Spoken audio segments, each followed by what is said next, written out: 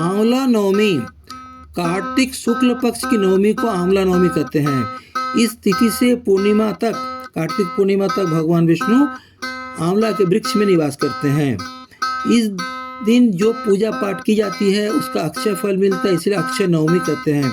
इसी अक्षय नवमी के दिन श्री कृष्ण ने कंस के आमंत्रण पर मथुरा की ओर प्रस्थान किया था।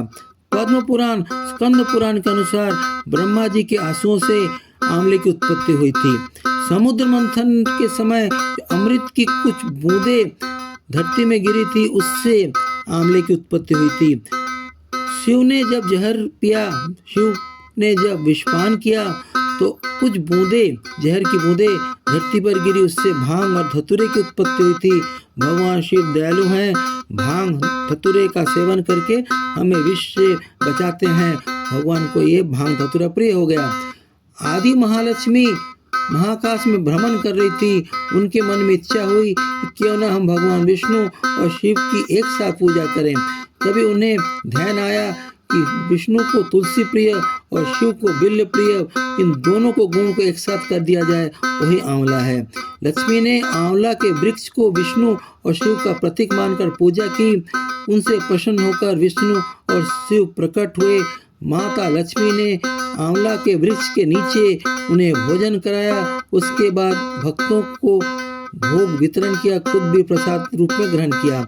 उस दिन से ये तिथि आंवला नवमी के नाम से प्रसिद्ध है, लोकप्रिय है। एक अन्य मान्यता के अनुसार आंवले की पेड़ की पूजा, उससे स्नान करना, आंवले का सेवन करना, आंवले का दान करना अक्षय पुण्य प्रदान करता है। आंवला सर्वरोगहारी है। त्रिफला में एक आंवला भी महान अवयव है। आंवला सर्वरोगहारी है, सर्वगुण संपन्न है। एक कथा के अनुसार आदि जगत गुरु शंकराचार्य को एक निर्धन महिला ने भिक्षा में सूखा आंवला दिया। उसकी निर्धनता से आदि शंकराचार्य द्रवित हो गए और उन्होंने आदि महालक्ष्मी की स्तुति की। उस मंत्र को, उस श्लोक को कहते हैं कनकधारा स्तोत्र। आज भी लक्ष्मी मंदिरों में, महालक्ष्मी मंदिरों में कनकधारा स्तोत्र का पाठ होता है। निर्धन स्त्री के भाग में धन नहीं था, मगर आदि शंकराचार्य की ऐसी कृपा हुई कि उनकी विनती सुनकर आदि महालक्ष्मी ने उस पर स्वर्ण आंवलों की वर्षा की। अर्थात उन्होंने एक सूखा आंवला दान किया और उसके परिवर्तन में आदि महालक्ष्मी ने अनेकों स्वर्ण, सोने के बने आंवला की वर्षा कर दी।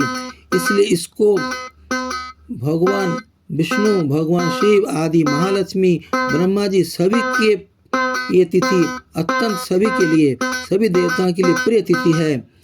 और दरिद्रता को नाश करने के लिए भी आंवला वृक्ष के नीचे पूजा करने की परंपरा है।